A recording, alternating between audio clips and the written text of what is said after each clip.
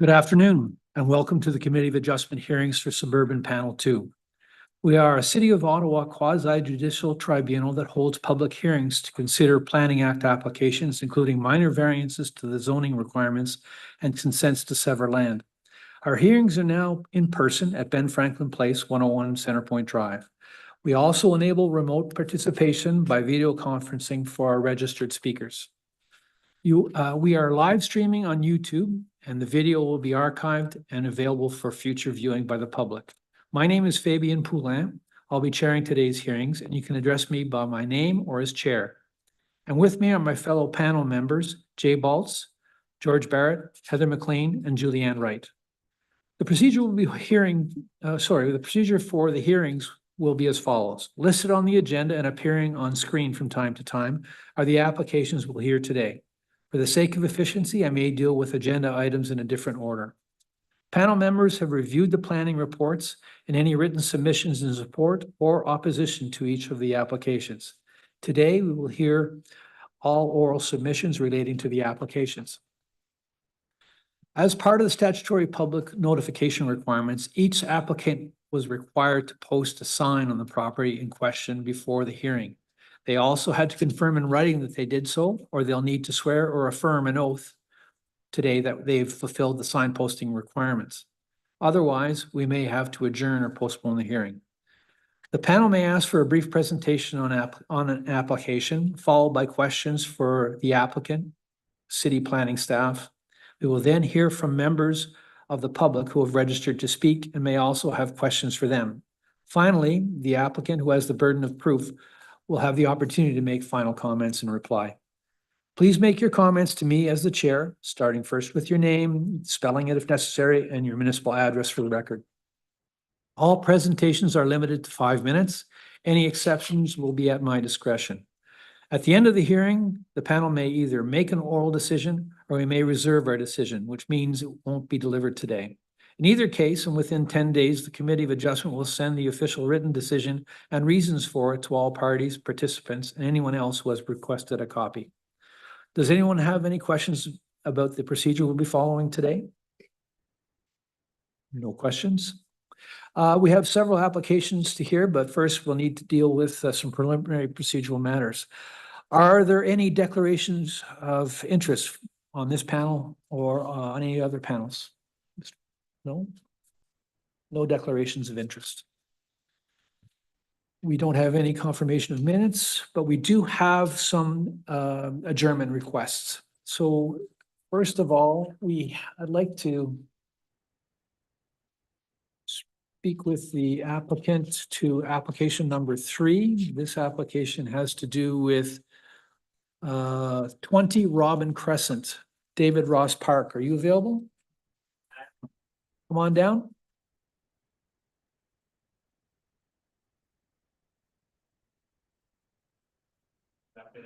Good afternoon. If you want to just press that little button up front to make sure that you can be heard. Thank you. Please state your name, sir. David Ross Park. My address 339 Chemin New Common, Feralton, Quebec, J0X1T0. Thank you very much, sir. Part of these questions are going to be for planning as well as yourself. We noticed that there is a 30 centimeter reserve, and we can't really create a lot without a road frontage on that reserve. So that's kind of where we're going. We're going to hope you can remove that before we address this application. Do you have any comments with respect to that? Yes, because the planning people that we dealt with had suggested that we go for the minor variance first. It seems that each activity requires the completion of the other. In a sense, so we're kind of caught between. So we were hoping that there could be some cooperation between legal and planning on the one side and the Committee of Adjustment, such that either by a condition of the approval here or some way that we know that the reserve will be lifted in some similar time frame to the approval of the lot. Okay. You have any comments, Ms. Warren? Thank you, Mr. Poulin. So essentially, section 59 of the zoning bylaw speaks to not allowing development if there's no frontage on a public street. And there's no development proposed at this time. And the other part of section 59 speaks to no person shall sever any land. And that's not proposed at this time either, which is why one of the reasons why planning recommended going through the minor variance process prior to the lifting of the 30-centimeter reserve. Is the proposal here to create a lot?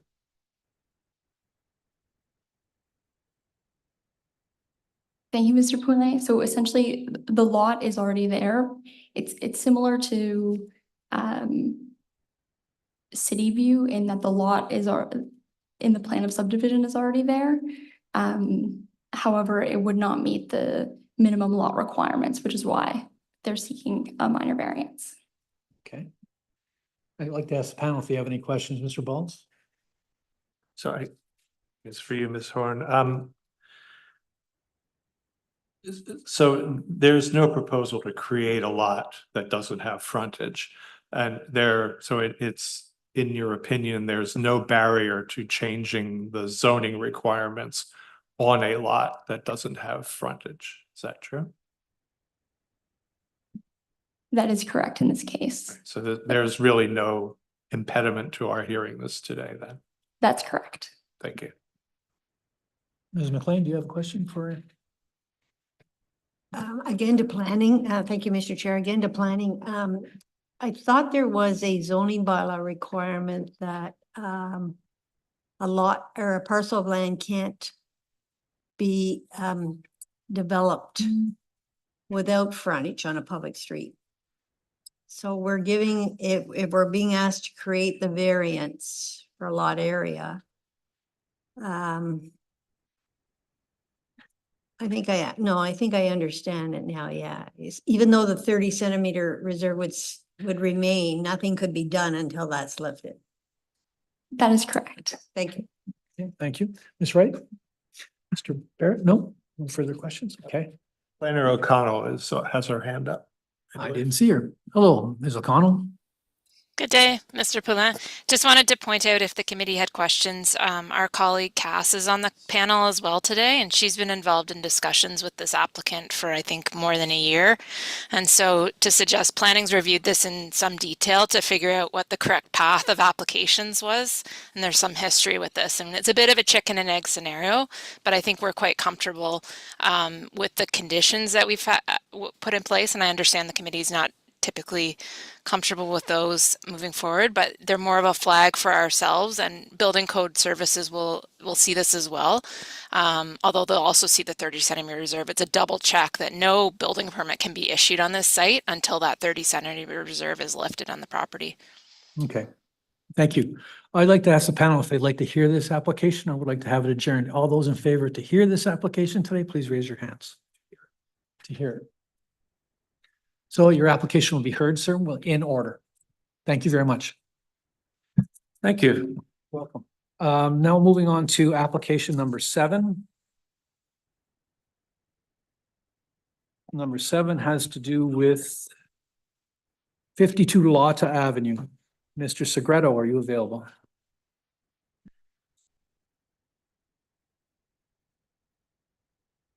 Is Mr. Segreto online?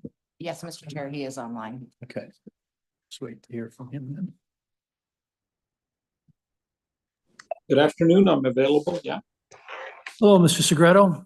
So Yep.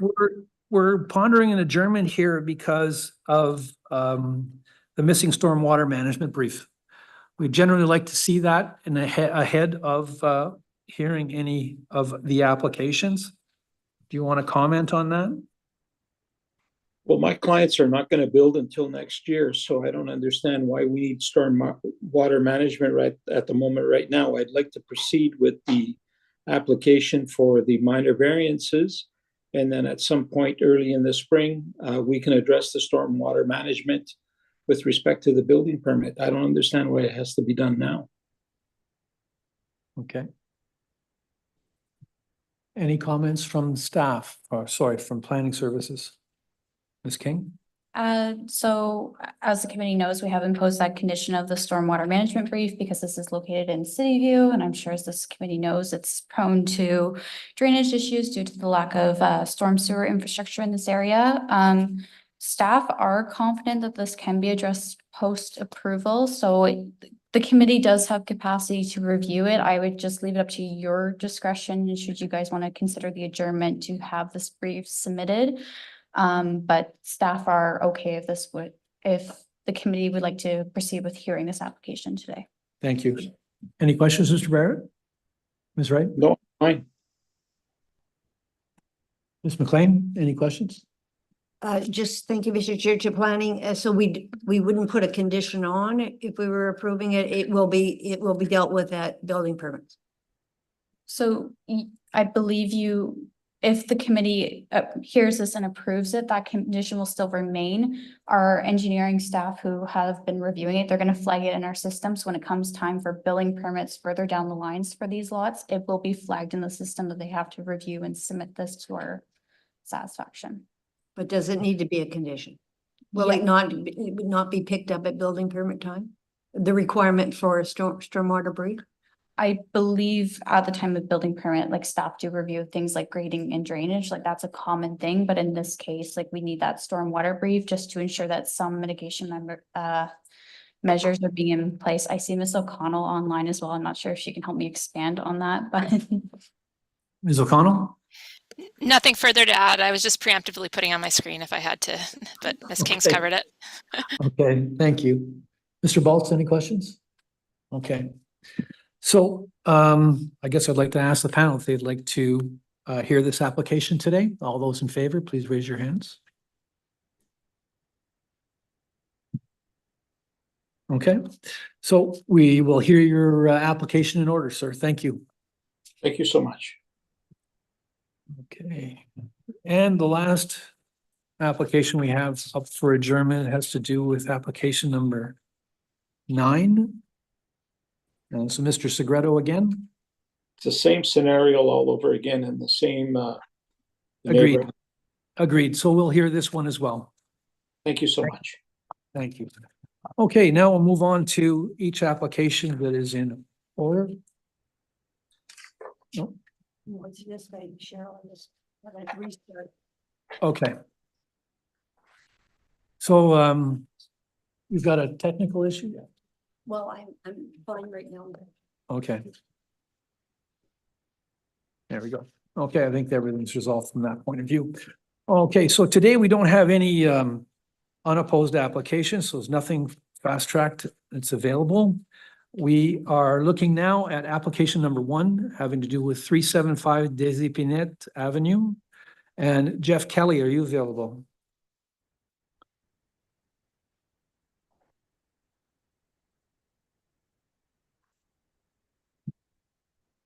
Mr. Chair.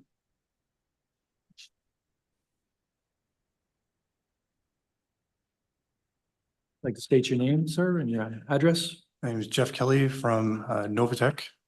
It's 240 Michael Copeland Drive. Okay. If you want to give us a very brief description of your application, that'd be great. Sure. Would you like to the coordinator put the slides, please?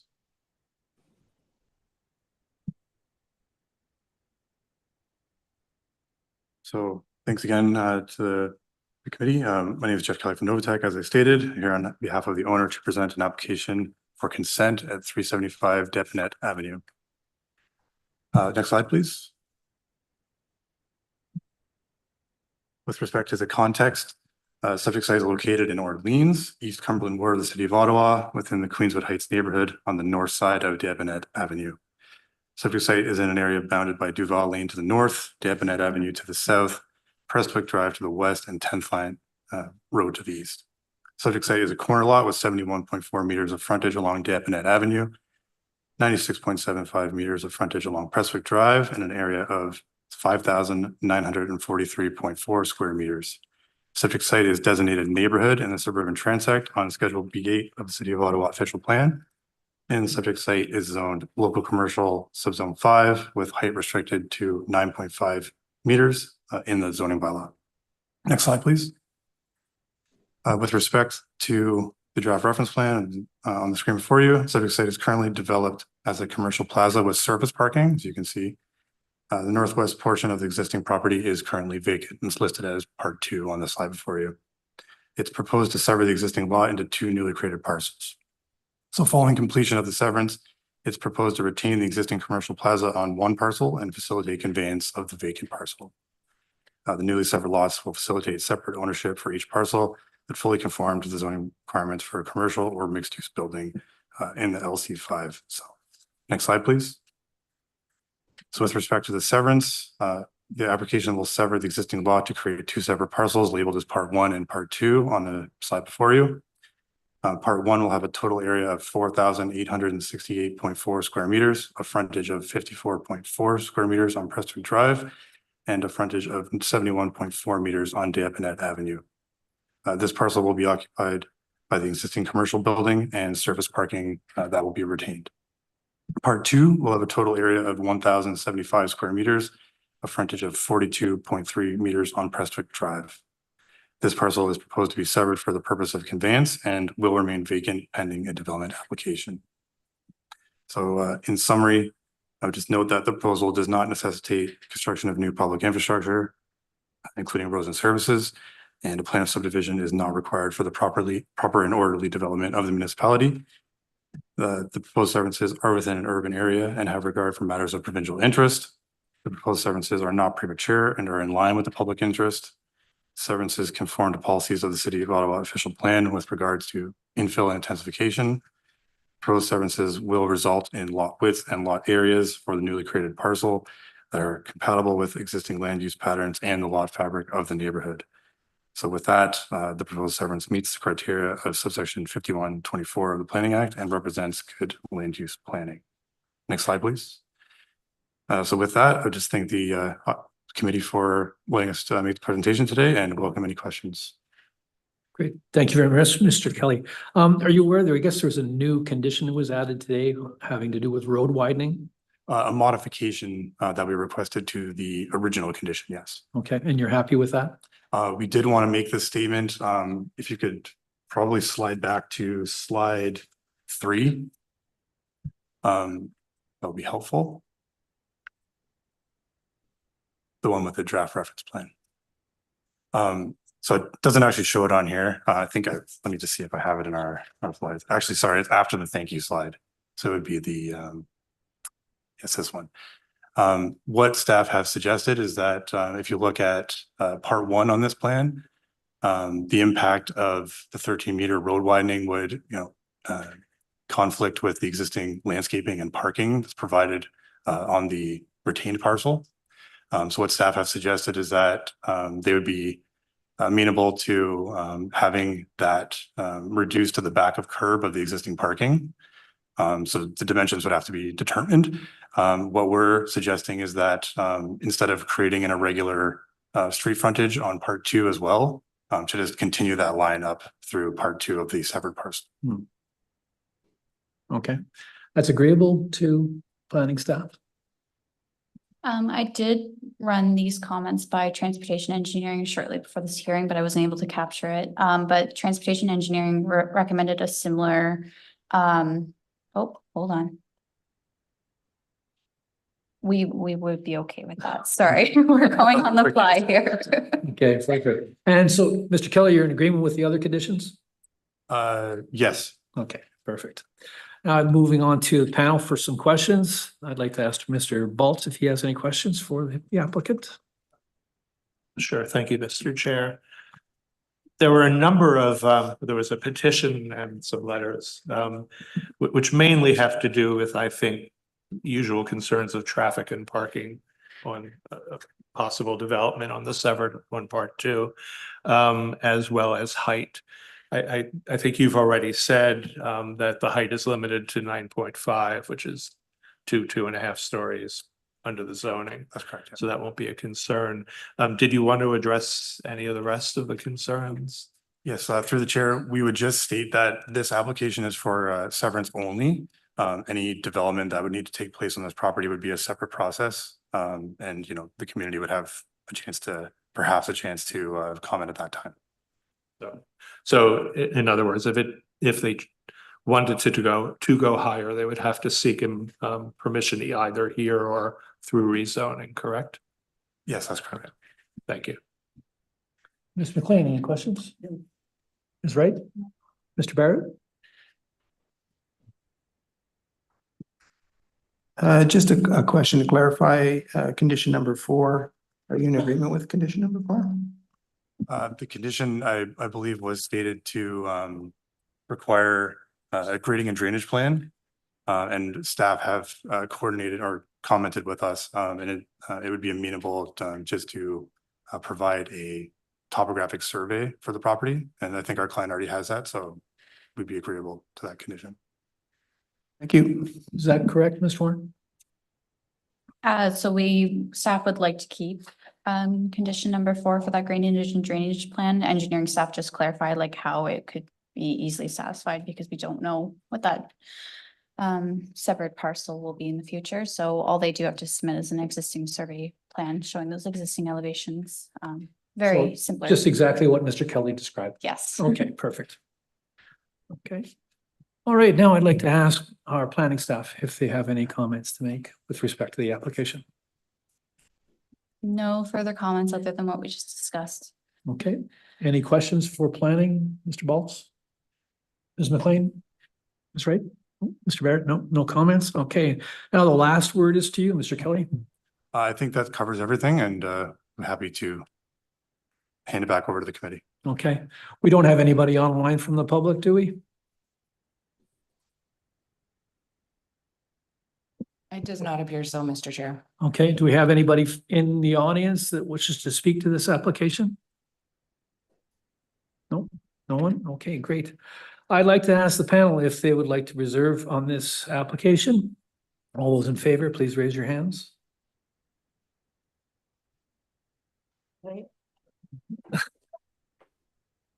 So your application is going to be reserved and we'll give you our answer in 10 days. Thank you very much.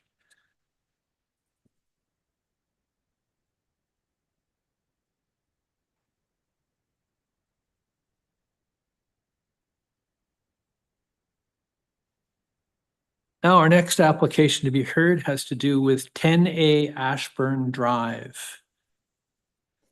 Mr. Andre Marcoux, are you available?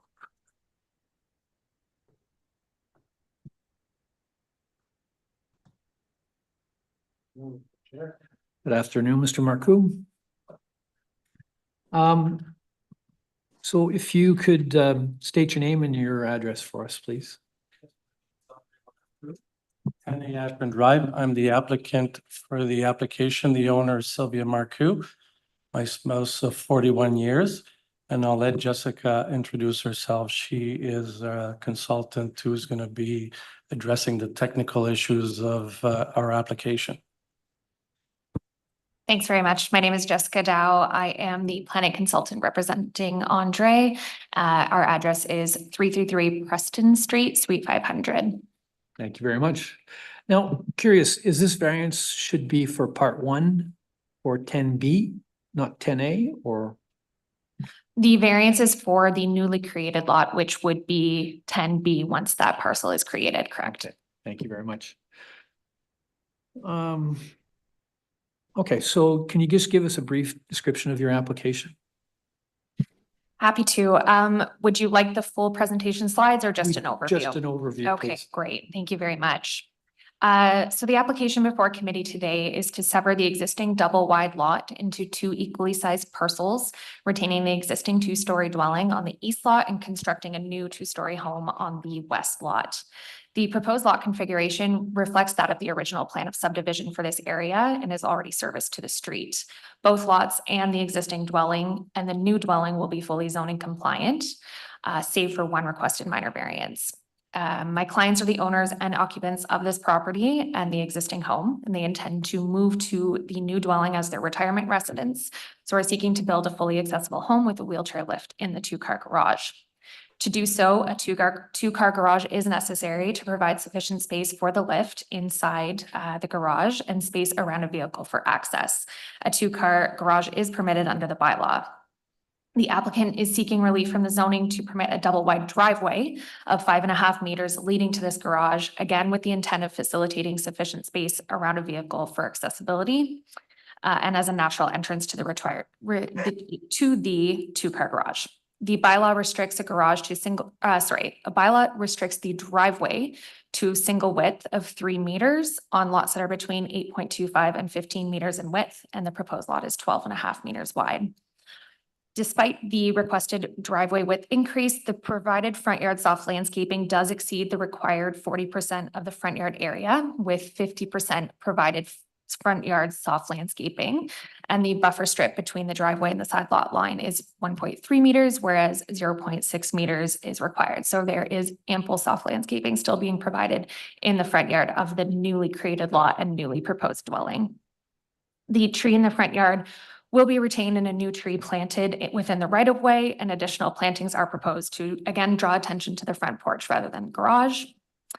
The driveway also features a design feature of two 0.6 meter wide strips that are paver materiality along either side of the asphalt, and that's to help soften the visual effect of the asphalt driveway and increase permeability of the driveway as well. The proposed development meets the subdivision criteria set out in section 5124 of the Planning Act by providing orderly and safe development, a range of housing through infill intensification, and is timely and conforms to the OP with the provision of family-sized, ground-oriented dwelling units that are fully accessible. The proposed minor variance to permit the wider driveway meets the 4 tests under section 45(1) of the Planning Act. The driveway is compatible with the surrounding community. The owner has done a survey of the surrounding area, and at least 14 properties with similar lot widths feature a 5.5 meter or greater driveway width. And of 21 properties surveyed, the driveway width average was 5.88 meters, so it is quite compatible with the neighboring community. The buffer strip will again help to visually offset the increased asphalt while providing some additional permeability. And the front yard soft landscaping exceeds the minimum 40% with 50% provided and additional plantings as well. The official plan supports provision of ground-oriented family-sized dwelling units and a diversity of housing choice that meets the needs of various demographics and ages and is fully accessible. And the driveway width allows for this full accessibility. The proposed development of the new single detached dwelling represents a form of modest and permitted infill intensification that meets the needs of the owners, is compatible with the community, and represents appropriate and desirable use of the land. So we feel that this application does represent good land use planning, and we would recommend it for approval. And I'm happy to answer any questions that you have about the application.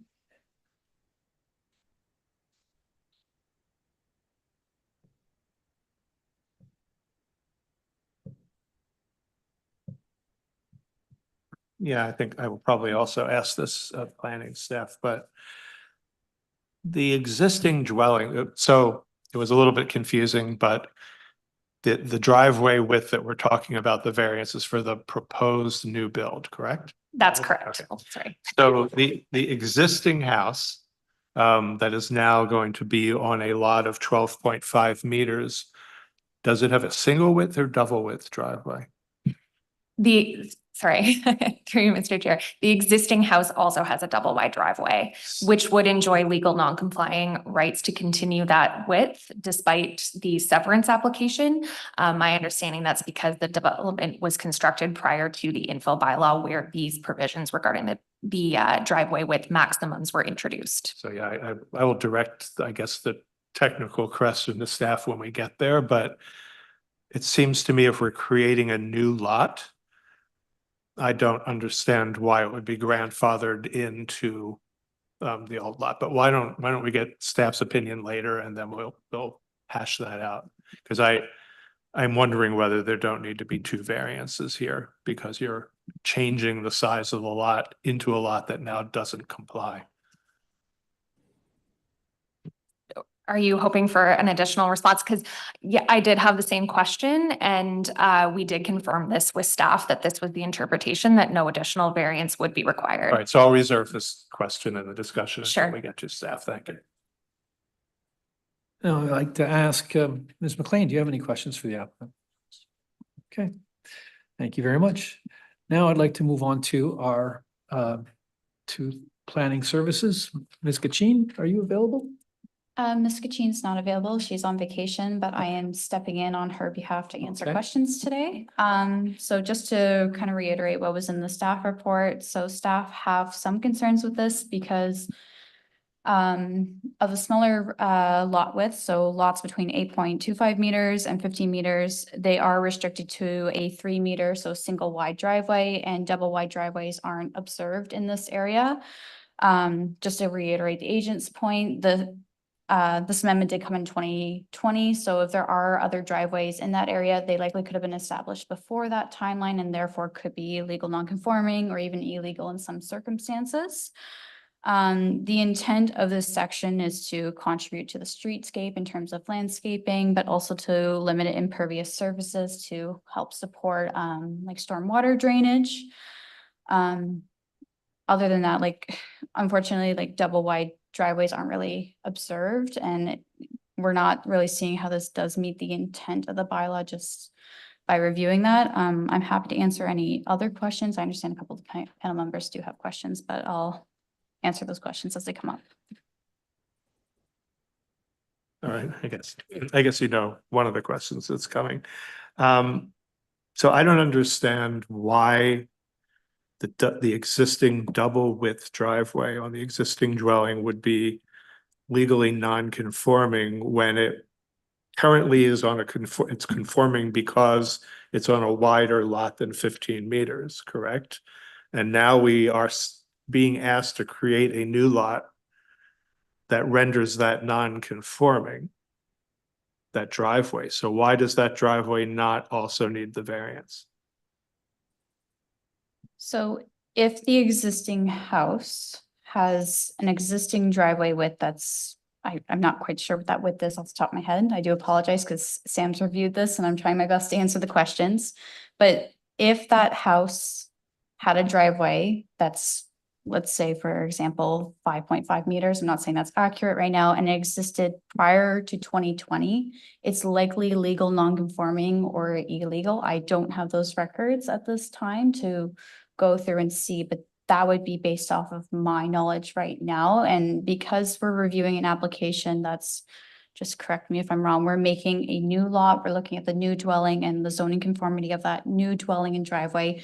That's where we're reviewing, and well, in this instance, that's where this variance has come for the new driveway for the new lot with the new house. I understand why you need the new variance. Yep. What I don't understand, it's not legally non-conforming now because it is a lot that is wider than 15 meters. So it's permitted under the zoning bylaw. And the action that we're taking today is making it non-conforming. So it doesn't have a legally non-conforming right to anything because it's allowed under the bylaw, but we are changing one lot into two lots, both of which are being asked now to have double wide driveways, one newly constructed and one that's already there. So I don't see how it can enjoy legal non-conforming rights when it in fact conforms now. And what we're doing today is making it non-conforming. I've seen many applications before where we change the conditions and then that triggers a whole lot of variances. You could just give me a moment. I'm just going to pull up the plan for one Sure. second.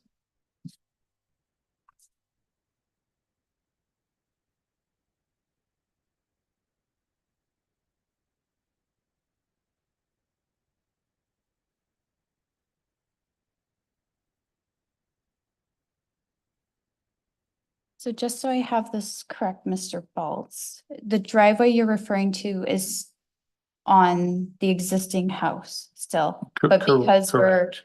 reducing Yeah. the lot width, you're wondering why that 10A does not have. the It should am I- trigger, my understanding is that should also trigger a variance because it's now will no longer conform to the zoning bylaw, but it used to. I believe in this instance, like we're still dealing with a legal non-conforming driveway likely because you, like I mentioned, that zoning bylaw came in at 2020. The amendment to this section where we have all these development provisions for section 139. So if that driveway was established before then, it technically has its legal non-conforming rights. So unless 10A was doing any further modifications in the future, then that would like affect that driveway. Then we would probably want to see it in, like, sorry, I'm just going to back up a little bit. If 10A was doing any new development that, let's say, altered their existing driveway, well, then that's when we would likely want to see a new variance to either amend the non-conformity, like let's say they were going much larger than what's currently proposed, or further reducing it. That's likely when we would want to address that legal non-conformity. I'm not sure if that clarifies. I'm really trying my best here. Yeah, I guess, I mean, I'll stop talking about this soon and maybe it will come into what our discussions when we vote on this, but I don't understand. It just seems unclean to me to leave that legally non-conforming when there has already been an application with variances paid for, and it could be legalized right now.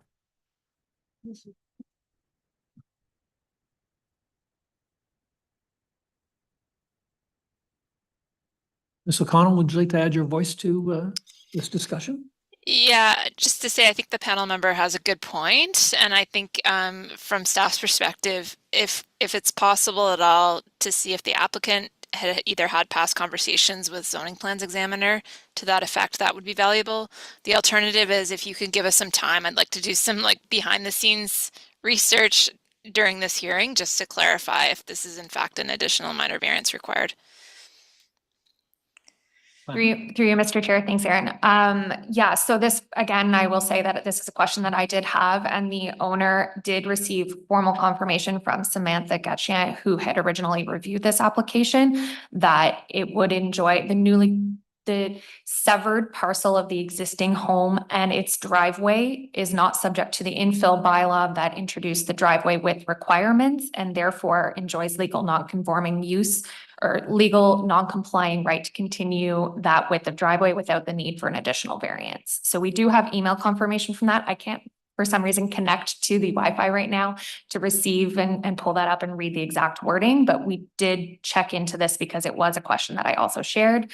But if planning staff would like to look into it further, that's of course fine, but I was comfortable with Samantha's response that she had done the investigation that was required to confirm that. Okay, we'll wait to hear from Miss O'Connell. She'll do a little bit of research while we ask more questions.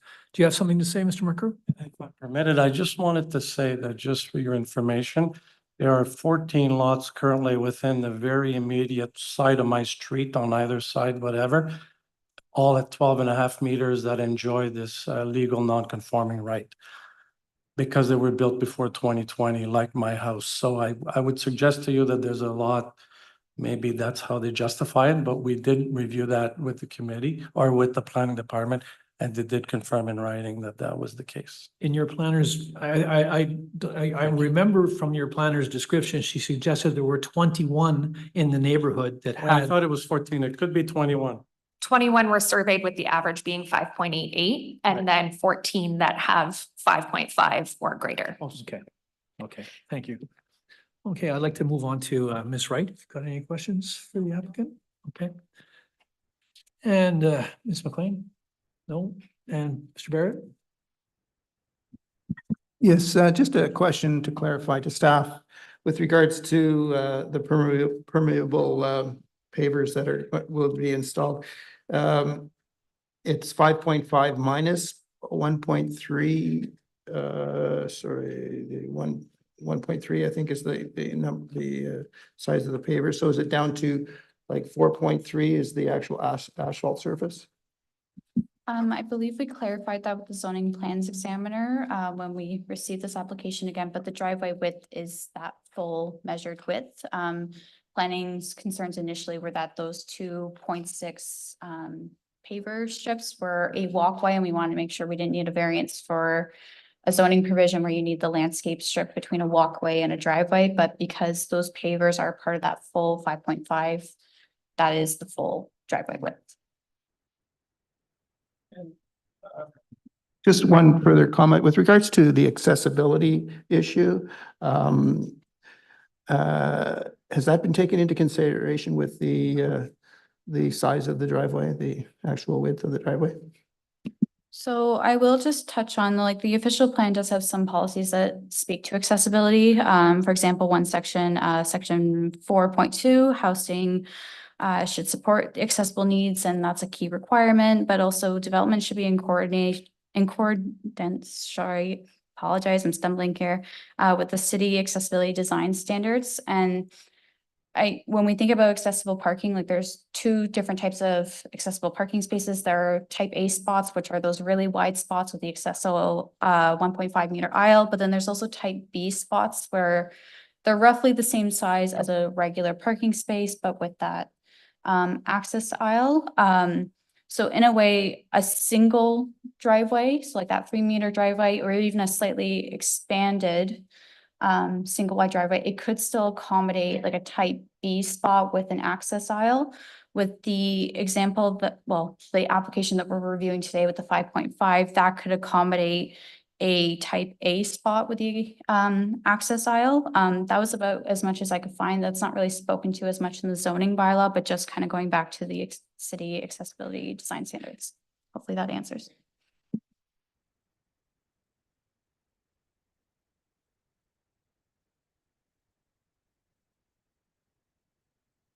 Do we have anybody online that needs to, would like to be recognized and add something to the conversation?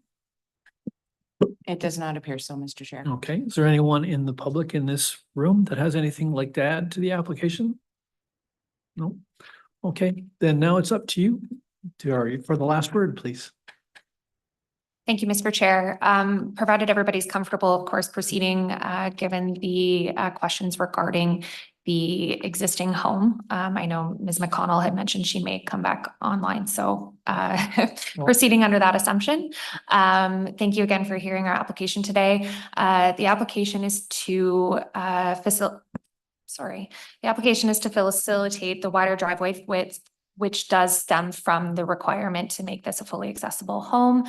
This allows for improved functionality of the driveway with access fully around a car, snow storage, and still maintaining access around the vehicle with a wheelchair and into the 2-car garage that is required to facilitate enough space for the wheelchair lift.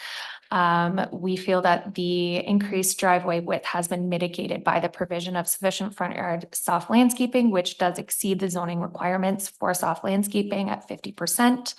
And the provision of additional plantings and tree planting in the front yard will further help to mitigate and offset the impact of the increased driveway width. So we do feel that the application meets the 4 tests of a minor variance under Section 45 of the Planning Act and does comply with the subdivision criteria in the Planning Act as well. Thank you very much. Thank you. I'll see if Ms. O'Connell is on. There she is. I'm just wondering if the chair would permit me another 5 minutes, because I'm just trying to have a separate conversation at the same time and was listening to the committee, and it was a little difficult to do. So if you'll permit me just 5 minutes, if you could perhaps move on to a separate application. We can't go on to anything else until we resolve this. So we'll give you. Can you 1 minute, and I'll try and see if I can get some additional information from a zoning plans examiner. Okay. I got them on the line on my own phone. Right. Yeah. Mr. Raku would, if it's okay, would like to fill some of that time. Okay. Yes, just maybe to clarify Mr. Barrett's question with respect to the barrier-free accessibility, just to give you a little bit of background. Originally, we had designed this house as a bungalow. We've lived on the street for 41 years. So we lived down the street at 20B, then we moved at 10A. So we intend to retire in the neighborhood. We're going to build a bungalow there, and we designed a bungalow, but because of the 2020 changes in the infill and the setback garages, so on, we just could not fit a bungalow in there. So we almost gave up the idea. Then we decided we're going to put an elevator. So it's not a lift, it's a full-fledged elevator. The elevator is accessed from the garage. So from the garage, we come in, and there's going to be a lobby there, and the elevator is going to access to all the floors. And the intention for the double garage as well too is that then because of the height of the ground floor, we would have had to put a substantial handicap ramp outside that was going to take up the whole front lawn. So now with this double garage, we can have full access into, so the double garage in effect becomes a covered barrier-free ramp that access a full elevator. So we came up with this neat design, which I think is going to help us stay on the street much longer. And I just wanted to clarify that for you, Mr. Barrett. Thank you. So I'm not sure we can fill in the time that Ms. O'Connell needs, but if everybody gives us a little bit of time and a little bit of patience, we'll be right back to you as soon as Ms. O'Connell has a chance. Thanks. Mr. Chair, it is possible to step the application down and And proceed continue? with- And continue once Ms. O'Connell's ready. Okay, so why don't we do that? We'll step this down and we'll proceed to the next application. Thanks very much for your time. Thank you.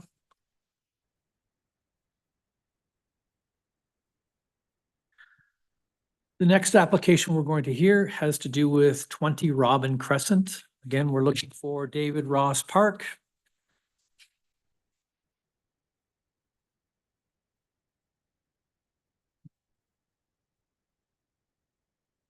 Thank you very much, Mr. Chair. Again, David Ross Park of 339 Chemin New Common, Farleton, Quebec, J0X1T0. So if you'll indulge me 1 minute, Ms. O'Connell has now come back onto the floor. So we're going to play a little musical chairs, if you don't mind, before we get into your presentation. Could you come back down, Mr. Marcoux?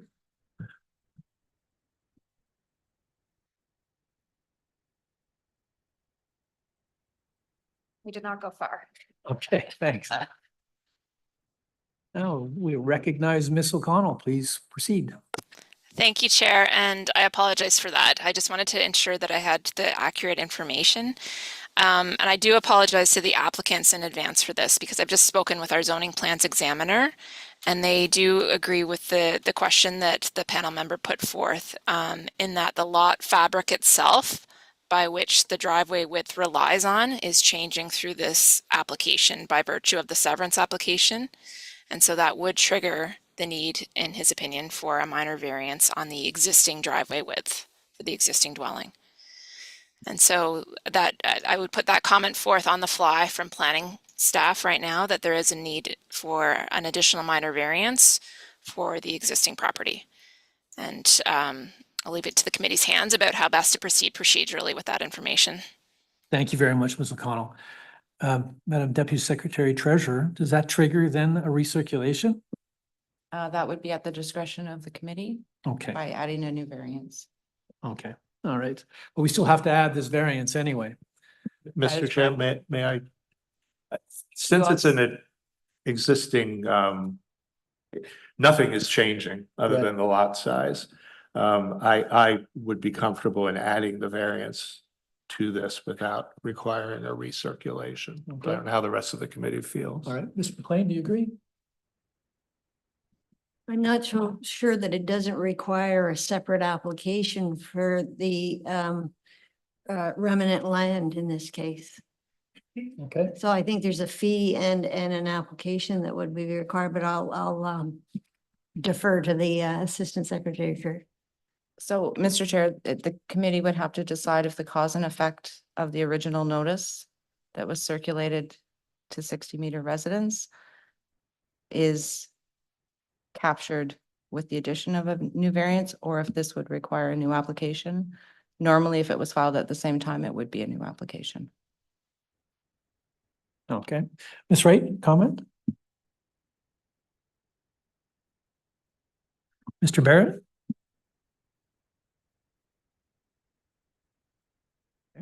I'd like to ask the panel if they agree to proceed with this application and that the additional variance be added to this application. All those in favor, please raise your hands.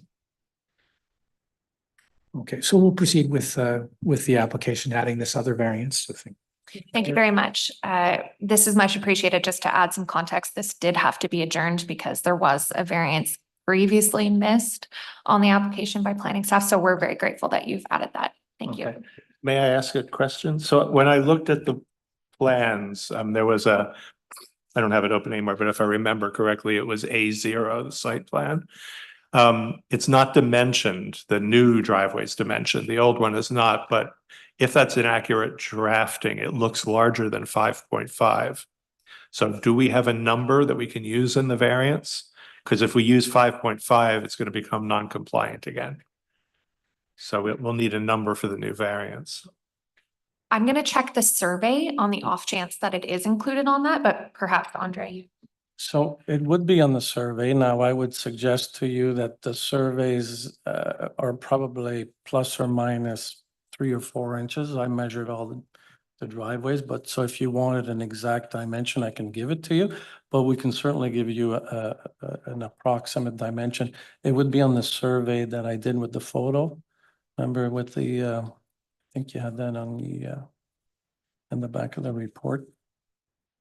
Mr. Chair, we will require the exact dimensions and and the new variance read into the record so it can be reflected in the decision. So yeah, we'll give you a rough measurement and we'll send you a certified copy, not by an. We have to then, sorry, Mr. Chair, we have to have it today then? Yes, we do. Okay, but we can bump it up a bit then if you want. Do you know the one I'm talking about?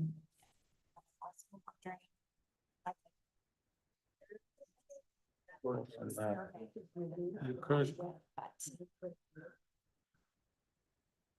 you want to step this down for a moment, allow you the time to go back before we make a decision? I think that would be very, very helpful, yes. Okay. Thank perfect. you. Thank you.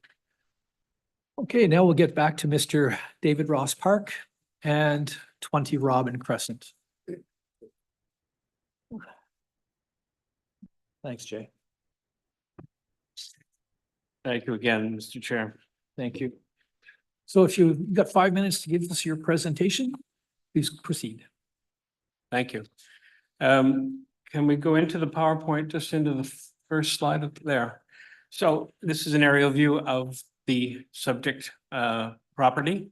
And again, it is originally being in 1956 development. It was a registered building lot, lot 21, which was originally 100 feet by 161 feet.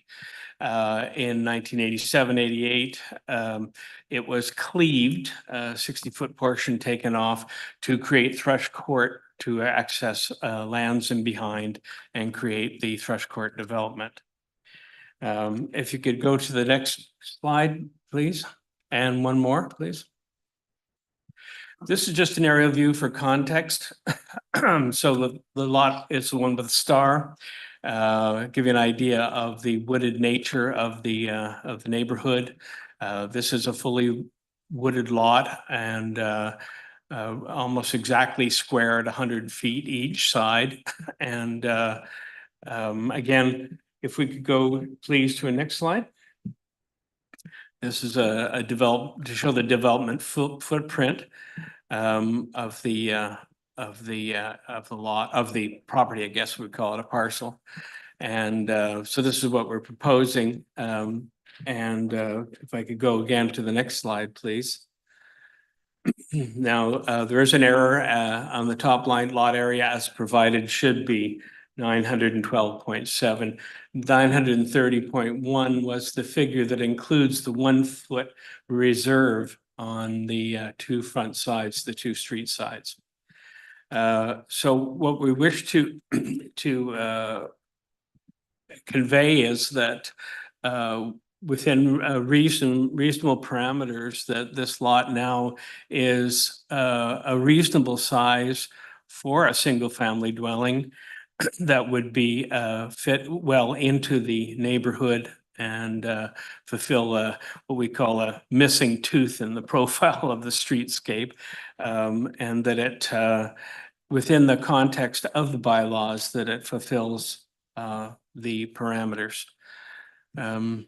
Is there Moreover, that the current bylaw would allow that lot as a corner lot to be created. yeah, and that the current bylaw would allow that lot to be created if we're 49%. at 49% of a 1,390 square meter lot. And it's 66. Yeah. And 66%. At 66% of original size. Thank you. So I don't know what else. I mean, I can show you the original plans, from the original plan. If you want to scroll down quickly, please. This was a portion of the original development for M689, showing block 5 with the block 6 as the 1 foot setback. It is a lot, the lot 21 is called 20 Robin Crescent. I believe that's the legal name. We have been paying taxes on it since 1987. And just sitting on it, waiting to see if it would conform at some point as a reasonable addition to the streetscape and be able to build a nice 2-story single-family dwelling in it. Next one, please. Again, here is the larger development. You can see how the lot was cleaved to provide Thrush Court and the 4 lots that were developed inside of that. Actually, a 5th lot was actually added on to the south side of the lot at 1.2. Next one, please. This is the original 1956 Plan 668. You can see down the right corner, bottom right corner, lot 21. That was the original lot. Again, at 161 by 100. And the next slide, please. Oh, I think we can pass that. That's just the history of the ownership through again, showing the context of the neighborhood and how the lot would fit in, and given that its size is acceptable. Next slide, please. This is again a centroid, just showing the distance from the nearest, all the nearest neighbors. Centroid, centered on the lot. The 2 neighbors, 2 of the closest neighbors have already offered their support, as you may see in submissions. And aside from that, I think that's about it. One last slide, please. Oh, yes, we also, of course, have a no comment from the Rothwell Heights Property Owners Association. Our VCA has done so as well, and we recognize there are the couple of conditions that were put in through the planners as well. Again, the LiDAR building representation, just to get a sense of the perspective of the building lot in that in the context of that neighborhood. And that's the presentation, please. Thanks. I did miss one thing, which was because we did not receive a statutory declaration about the sign posting on the property. I have to. I have mailed that twice. I don't know what happened. Okay, well, we haven't received it, so just Yeah. just so we can be certain that we have it, we have to ask you to swear to an oath. So I'll read the oath out and then I'll ask you to affirm it. Do you solemnly swear or affirm that the notice provided by the committee was posted at the property to which the application applies for the prescribed number of days before the hearing as instructed and was clearly visible and legible during that time? Do you swear? I do. Great, thanks. Okay. Now I'd like to move on to a panel and see if they've got any questions for the applicant. Ms. McLean, do you have any? Mr. Bolts? No, just raise, there were a couple of letters of not opposition, but that expressed that they wanted this limited to a single family dwelling. So if you can just confirm that this zoning only allows single family dwellings and that's what's intended. And I am completely in agreement with that. Thank you. Great. Ms. Wright, do you have any questions for the applicant? Mr. Barrett? Okay, now we'd like to move on to planning services. Ms. Horn, do you have any comments to make about the application? Thank you, Mr. Poulin. Planning staff have no concerns as noted in the report. Thanks. Mr. Baltz, any questions for Ms. Horn? Ms. McLean? Thank you, Mr. Chair. Just on the first condition, evidence of the plan of subdivision has been amended. How is that process? How does one, is it a signed agreement, the plan of subdivision? Thank you, Ms. McLean. I believe my colleague, Ms. Sclazero, I will be able to answer that. Ms. Sclazero? Hello there. Hi. Thank you, Mr. Chair. So in response to Member McLean's question about amending the subdivision agreement, I've been in discussion with City Legal Services about this, and it's just a process between legal services and the applicant to amend the subdivision agreement, but they have indicated they've got no concerns with amending the agreement to remove. I'd have to go back and look at the clause in the agreement that speaks to how the corner lot is supposed to be maintained in perpetuity or conveyed to one of the abutting property owners. So that is the clause in the agreement that we're going to be amending just to remove it altogether to permit development on the lot if the variance is granted. Thank you. Ms. Wright, do you have any questions? Mr. Barrett? Okay, thank you very much. Do we have anybody from the public here that wants to add any comments? Please come on down. Take your seat next to the applicant.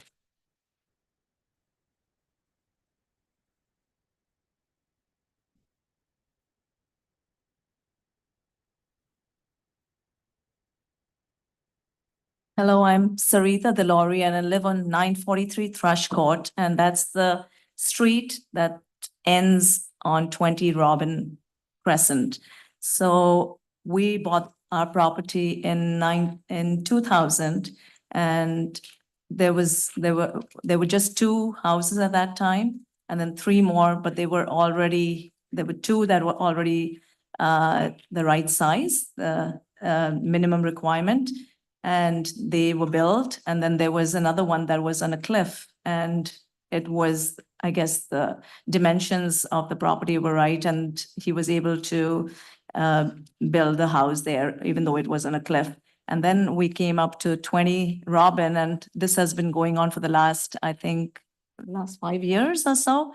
And after that, there's nothing that happened because the size of the property was smaller than the actual requirement in our neighborhood. So our neighborhood is a very exclusive neighborhood, and we just don't want this to become like a subdivision in the sense we don't have any side streets in our neighborhood. We have no street lights in our neighborhood. So we want to keep that feeling of how would I say, not a subdivision, but just a green kind of a neighborhood. So having this new property, which is going to be 50%, I would say less, or 30% less, 1/3 less than the actual requirement of the size of the properties, that would set a precedent to the other owners in the neighborhood to do the same, because there are a lot of older homes which sit on probably a much larger, maybe on an acre and a half, and that would give them a precedent to be able to sever their lots as to put in 2 lots if this goes through. So that's a concern for all our neighbors, and they weren't able to come. A lot of them, they were, busy at this time of the day. So I'm just coming on behalf to address this issue. Thanks very much for your time. Appreciate it. Thank you. There may be some questions from the panel, so I'll just check. With the Sure. panel. Mr. Barrett, do you have any questions for the public? That's right. No. No questions from us up here. Thank you very much for your time. Appreciate it.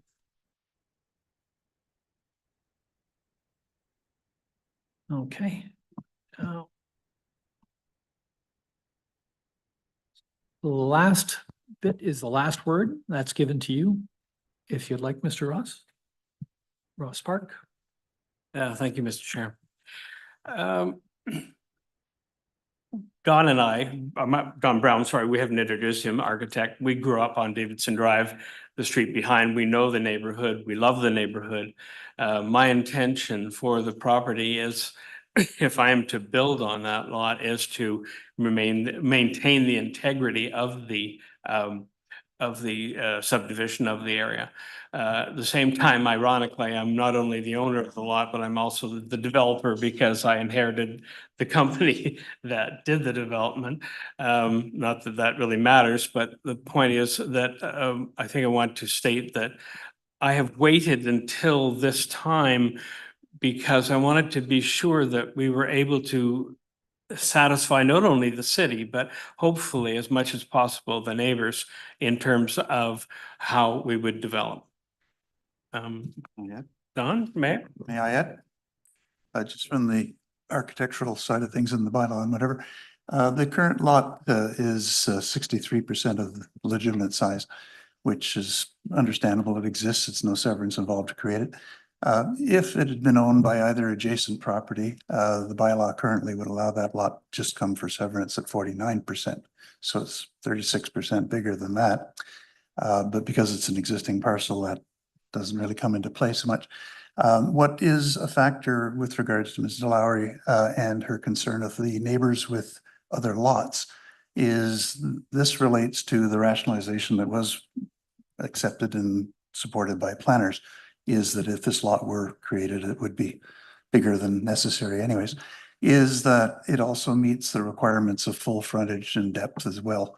100-foot frontages, most of the corner, well, many corner 15,000 square foot lots in Rothwell Heights would have or have had problems trying to create a lot that has the legitimate frontages. Okay, this has 100-foot front widths, I should say, and depth as well.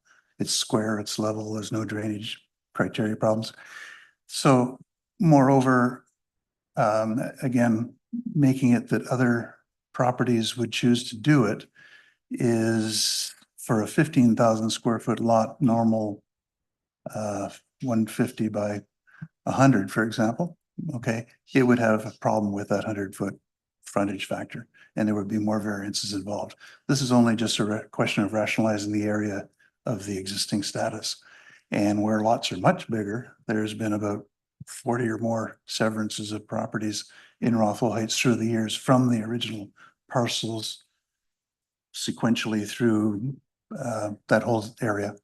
And I have a mapping of those to show how that is. So, and basically this is trying to be respectful as well as for the benefit of the owners right on the property as best the public was going to allow. Thank you very much, Mr. Brown. So now I'd like to ask the panel if they would like to reserve on this application. All those in favor to reserve, please raise your hands. The application will be reserved and we will give you our response in writing within 10 days. Thank you, Mr. Chair, and thank you, panel. Thank you.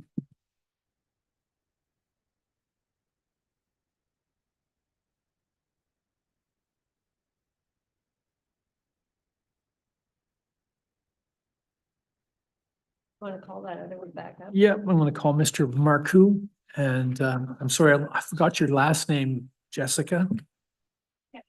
Kim? Daou, okay. So I believe we have that second variance now. I'd like to read it into the record. Is to permit an increased driveway width of 6.5 meters, whereas the bylaw permits maximum driveway width of 3 meters. And this has to do with 10A. Ashburn. Perfect. Okay. So now that I've read that into the record, I'd like to ask the panel if they'd like to reserve on this application. All those in favor, please raise your hands. No, we will be reserving on this application. You will receive our response within 10 days. Thank you very much. Thank you very much. Okay, so that's that. Now we're moving on to application number 4. This has to do with 107 Fordham Private. And I'm looking for, and I'm sorry if I mispronounce your name, Mustafa Arkadan. And I believe you're remote, sir.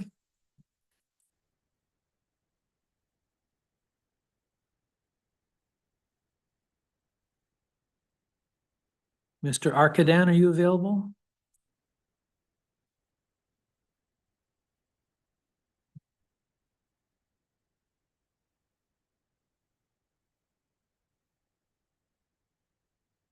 Is the applicant online? Yes, Mr. Chair, he is online. He just needs to accept the invitation to become a panelist. Okay. Mr. Arkadan, would you please accept the invitation to become a panelist?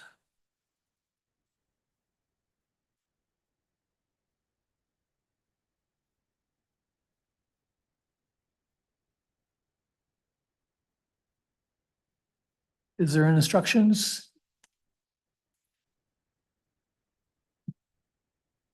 For Mr. Arkaden? Mr. Chair, can you hear me? I can hear you now. Thank you very much. Now, Mr. Arkaden, if you would like to give us a brief description of your application today, that would be appreciated. Yes, of course. So 105 Fordham and 107 Fordham were built back in the late 90s, and the part lot control bylaw had expired, so they had joined. They were a merger. And so we're simply looking to do a technical severance to be able to sell them legally.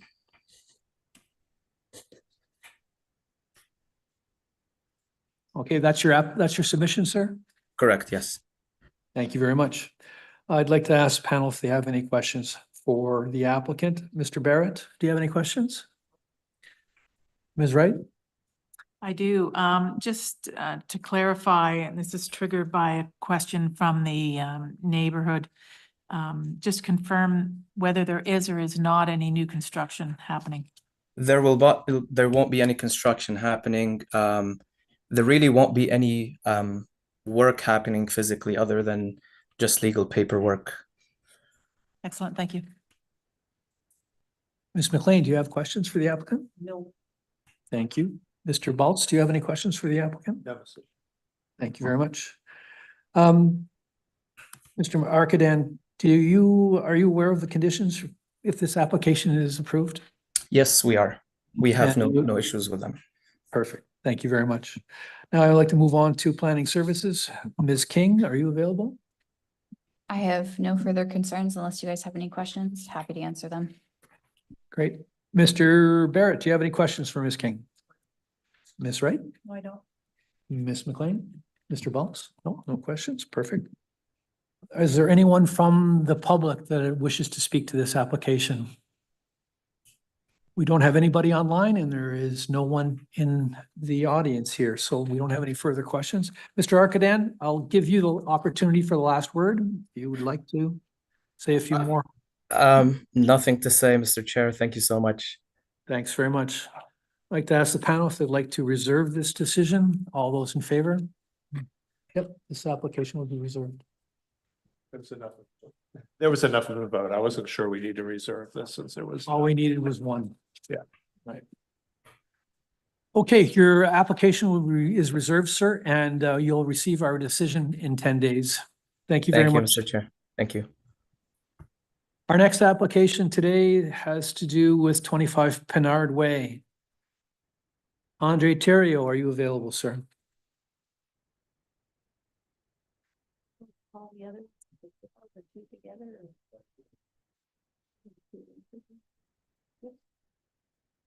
We'll talk to him because he's on both. Mr. Terrio, are you available? Yes, I am available. So we're going to address both your applications now. So the first one was 25 Pennard Way, and the Yes. next one will be 22 Inverkip. So I guess, sir, the only thing that we don't really need a full presentation from you. We just want to hopefully have you address those concerns expressed by the public. Are you Yes, able? Mr. Vice Chair. It is unacceptable that the contractors and the laborers and all that were not more vigilant for the neighbors. I will address that with the owner and moving forward. There were a few, mainly I will ask the owner also to go see the neighbors and try to amends all inquiries that they have and discussions.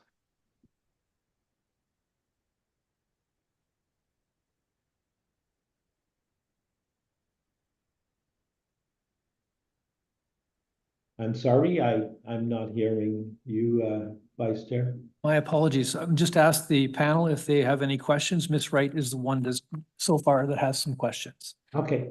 I do. It's just a couple of the comments from the neighbors that struck out to me was I guess I'd just like you to confirm that the overall design from the October 3rd submission drawings that we saw in 2023 are at all materially different, other than the height, than what we're seeing today. It's all the same as was accepted at the first hearing. The only thing is the height, which is 15 centimeters. Okay, thank you very much. Mr. Barrett, do you have any questions for the applicant? Okay, thank you. Now I'm turning to our Planning Services Committee, or sorry, Planning Services. I'm gonna have a hard time with this your name. I apologize if I make a mess of it. Nevetini Jeku Ainkaran. Thank you, Chair. Planning staff don't have any further concerns, and I'm happy to answer any questions you have. Thank you very much. I'd like to ask Mr. Barrett if he has any questions for Planning Services. Ms. Wright? No, I do not. Ms. McLean? And Mr. Bowles? No questions? Great. Okay. Now, I'd like to ask our staff to see if they have anybody online that wishes to comment on this application. Do we have anyone online? No, no one online, and there isn't anyone in the chamber. So I'd like to ask Mr. Akaran if he would like to make some final comments if he'd like to. Oh, sorry, Mr. Terrio. Okay. Apologies. No final comments, Mr. Chair. All good. Okay, thank you very much. Thank you. Like to ask the panel if they'd like to reserve on this application. All those in favor, please raise your hands. Both applications. Both applications having to do with 25 Pennard Way and 22 Inverkip Avenue. Thank you. So Thank we you. reserve on those and you will receive our decision in 10 days, sir. Thank you. Thank you.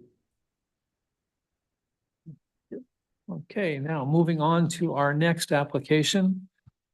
This one has to do with 52 Lotta. And I'd be looking for Mr. Segretto.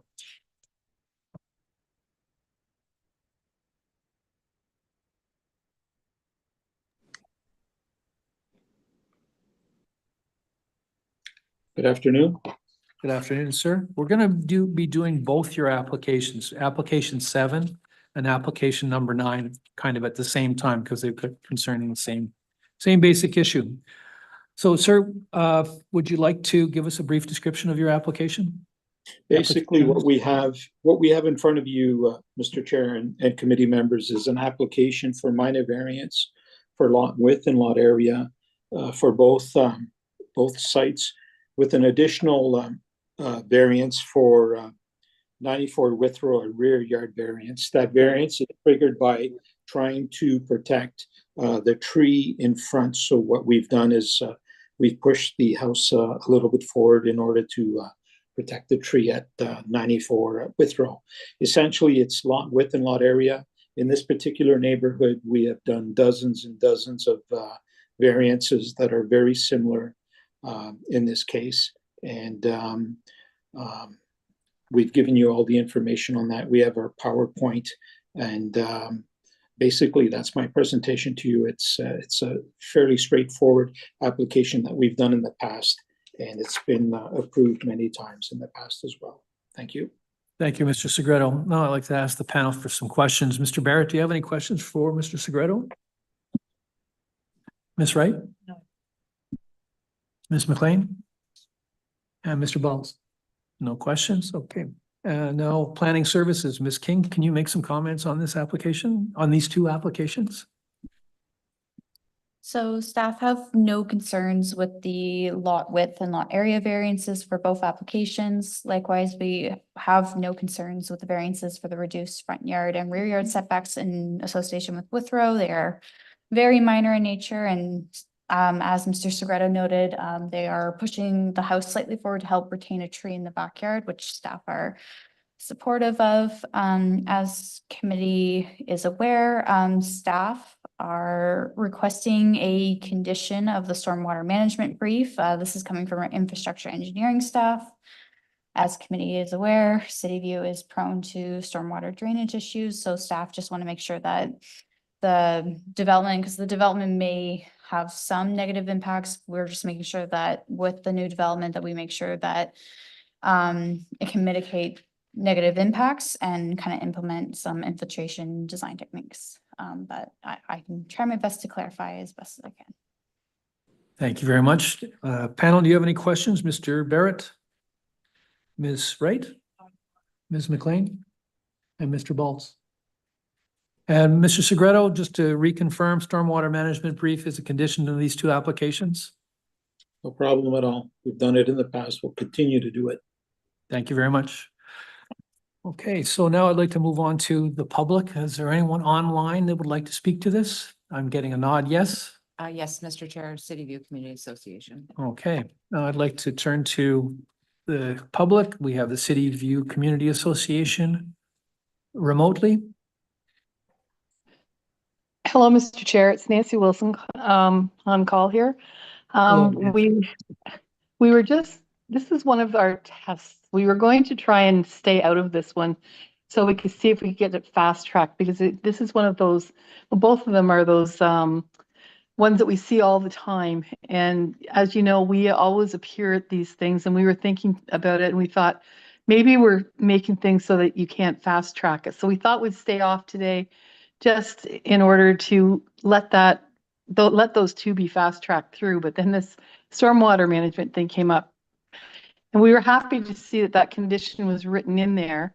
And we just came on now just to make sure that it is written in, and that maybe it says that at the planning stage, this will be looked after, because it is a big problem in our community. And it's a great help to us to have that added on to as a condition. So that's all we'd like to say, is just that the stormwater management part of it is very important to us. So if we can keep that condition in, that would be really great. And hopefully we can stay off of some of these so we can fast track things. Anyway, thank you very much. Thank you, Ms. Wilson. Yes, it's part of the condition of this application being approved, so it will be addressed. Anyone further online would like to address this application? No, nobody further, nobody in the chambers right now. So we'd like to leave it to you, Mr. Segreto, have the last word. I'm okay with everything, and I'm okay with Nancy. Everything is fine. Thank you. Thank you very much. I'd like to ask the panel if they would like to reserve this application. All those in favor, please raise your hands. This application will be reserved, Mr. Segreto, and you will receive our response in writing in 10 days. Thank you very much. Thank you so much. Okay, now moving on to application number 8. This is our last application of the day. And this has to do with 6045 Longleaf Drive. And I'm looking for Vicky and Grant Lemieux. And I believe they're remote.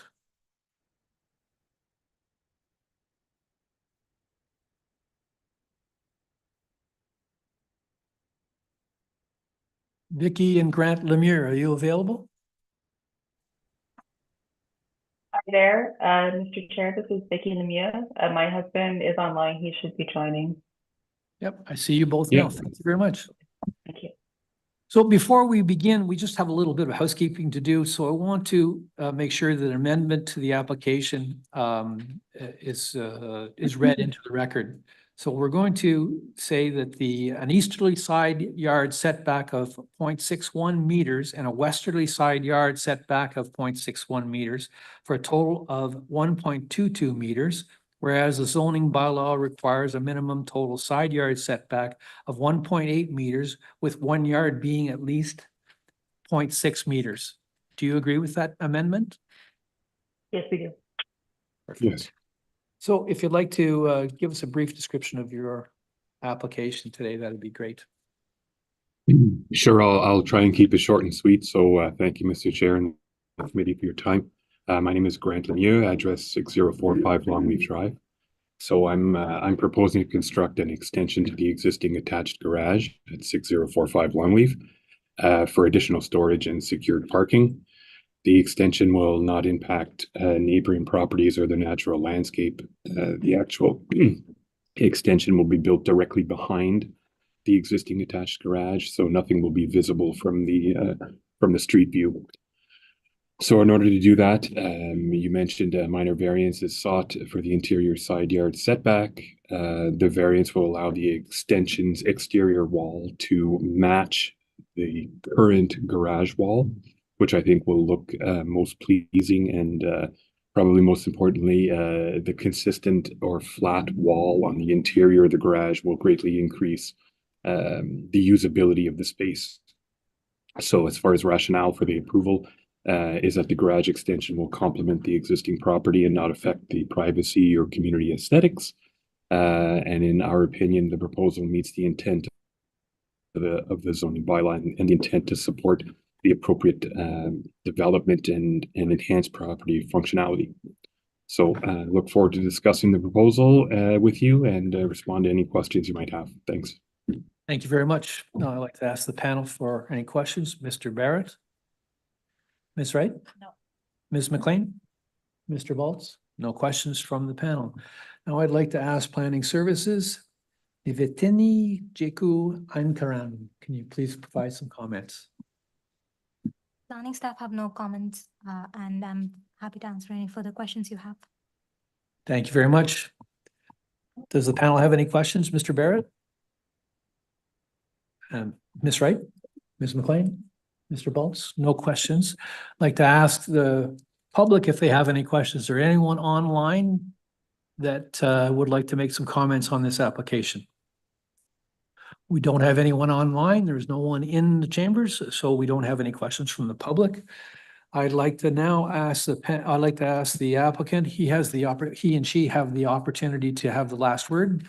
So if you'd like to have a couple of words in conclusion, please go ahead. No, nothing further.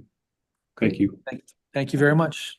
I'd like to ask the panel if they would like to reserve on this application. All those in favor, please raise your hands. This application is reserved, and you'll receive our decision in about 10 days. Thank you very much. Okay, thank you. And this concludes our meeting for today. Thank you all for your help, and we'll see you. Well, I won't be here in 2 weeks, but the rest of the panel will be. Thank you.